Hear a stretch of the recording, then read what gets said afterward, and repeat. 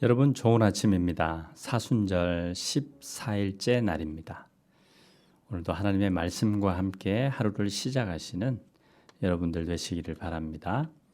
우리 함께 기도하겠습니다.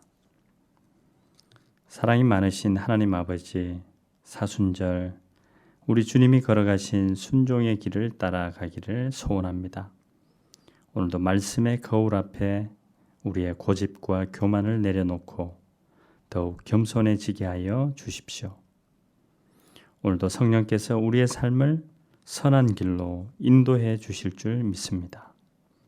감사드리며 예수님의 이름으로 기도합니다. 아멘. 네, 오늘 우리가 함께 묵상할 말씀은 사도행전 9장 1절에서 9절 말씀입니다. 사도행전 9장 1절에서 9절 말씀을 함께 읽겠습니다. 사울이 주의 제자들에 대하여 여전히 위협과 살기가 등등하여 대제사장에게 가서 다메섹 여러 회당에 가져갈 공문을 청하니 이는 만일 그 도를 따르는 사람을 만나면 남녀를 막론하고 결박하여 예루살렘으로 잡아오려 함이라. 사울이 길을 가다가 다메섹에 가까이 이르더니 홀련히 하늘로부터 빛이 그를 둘러 비추는지라. 땅에 엎드러져 들음에 소리가 있어 이르시되 사울아 사울아 내가 어찌하여 나를 박해하느냐 하시거늘 대답하되 주여 누구시니까? 이르시되 나는 내가 박해하는 예수라. 너는 일어나 시내로 들어가라. 내가 행할 것을 내게 이를 자가 있느니라 하시니 같이 가던 사람들은 소리만 듣고 아무도 보지 못하여 말을 못하고 서 있더라. 사울이 땅에서 일어나 눈을 떴으나 아무것도 보지 못하고 사람의 손에 끌려 다메섹으로 들어가서 사흘 동안 보지 못하고 먹지도 마시지도 아니하니라. 아멘. 네, 오늘 묵상할 내용의 제목은 신념에서 신앙으로입니다. 우리가 아는 이 바울은 오늘 이 다메섹 사건을 통해서 그의 삶이 완전히 뒤바뀌는 그런 놀라운 일이 일어나게 되고 이후에 예수님을 핍박하는 자에서 예수님을 증거하는 이방인의 사도로 하나님께서 귀하게 사용하시는 일꾼이 되게 되죠. 그래서 오늘 이 바울의 사건을 통해서 우리가 함께 오늘 말씀을 또 묵상하도록 하겠습니다. 깜깜한 곳에서 갑자기 밝은 곳으로 나오면 그 순간 아무것도 보이지 않지요. 예수님의 환한 빛을 맞닥뜨린 사울은 깜깜한 어둠에 휩싸였습니다. 그 짙은 어둠 속에서 사울은 사흘 동안 아무것도 볼 수도 먹을 수도 마실 수도 없었지요. 네, 여기서 사울이라고 나오죠. 네, 사울은 바울의 히브리식 이름입니다. 그리고 이후에 바울에게 이 사울이라는 이 이름은 뭐 별명처럼 이렇게 붙여지기도 했다고 합니다. 아무튼 이 사울은 예수님을 믿는 사람들을 핍박하러 이날도 다메섹으로 그들을 잡으러 가는 도중에 빛으로 오신 부활하신 예수님을 만나게 되는 것이죠. 다마스쿠스 사건은 사울의 육신의 눈이 멀었다가 다시 떠진 그런 단순한 기적이 아닙니다. 다마스쿠스 사건은 사울의 삶이 완전히 전환된 사건입니다. 네, 여기서 다마스쿠스라고 지명을 이야기합니다. 지금 시리아의 수도이죠. 성경에는 다메섹으로 이렇게 기록이 되고 있습니다. 이 사건으로 사울은 전혀 다른 사람이 되었습니다. 그는 이제 이전과는 전혀 다른 방식으로 보게 되었고 다른 방식으로 먹고 마시게 되었습니다.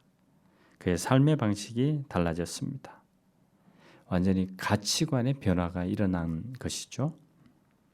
다마스쿠스 이전의 사울은 어떤 사람이었을까요?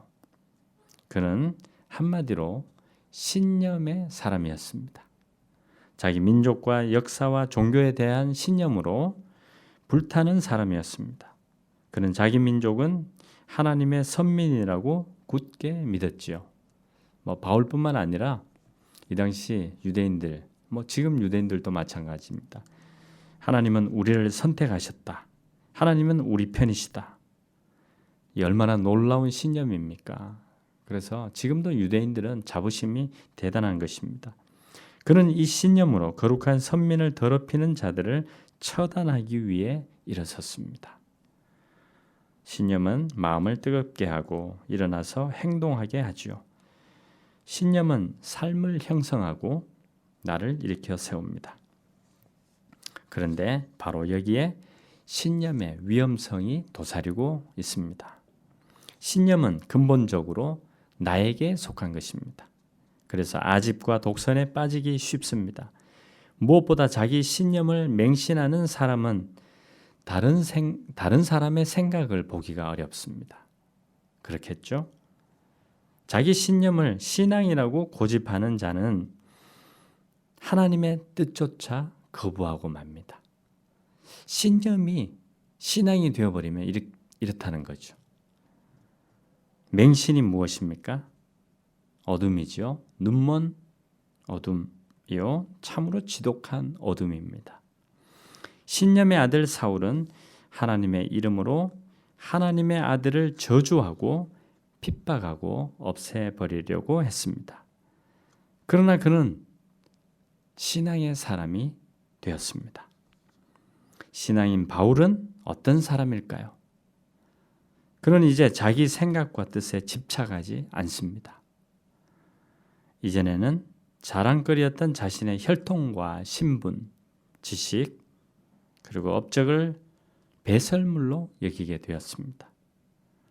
그것들을 오히려 해로운 것으로, 어둠에 속한 것으로 생각해 버렸습니다. 그는 다만 이제 예수님에게 사로잡혔습니다. 신념의 사람이 부활하신 예수님을 만나서 이제 예수님께 사로잡혔다는 것이죠. 예수님의 부르심을 향해 달려갈 뿐입니다. 그렇습니다. 신념이 나를 구축하는 힘이라면 신앙은 하나님의 뜻에 순종하는 힘입니다. 신념이 내가 붙잡고 가는 것이라면 신앙은 나를 붙잡고 가는 것입니다. 여러분 이해되시죠? 신념은 내가 신념을 붙잡는 거예요. 그런데 신앙은 나를 붙잡는 것이다. 전혀 방향성이 다르다는 것입니다. 신념은 계획과 전략을 요구하지만 신앙은 믿음과 헌신을 요구합니다. 신념은 마음을 닫고 교만하게 하지만 신앙은 열고 겸손하게 합니다. 신념이 인간에게 속한 것이라면 그래서 신앙은 하나님께 속한 것입니다. 지금 우리 삶을 이끄는 것은 신념인가요? 신앙인가요? 오늘도 우리가 예수님을 믿는다고 하면서 신앙이 아니라 신념에 붙들릴 수 있다는 것을 여러분 기억하시고 오늘 또 성령 하나님께서 여러분을 붙드는 그런 귀하고 복된 삶이 되시기를 간절히 소원합니다. 기도하겠습니다. 주님, 내 생각만 고집하지 않게 하여 주십시오. 허망한 것들을 쫓아가지 않는지 돌아보게 하여 주십시오. 성령으로 붙잡아 주셔서 주님의 부르심을 향해 달려가게 하여 주십시오. 예수님의 이름으로 기도합니다. 아멘.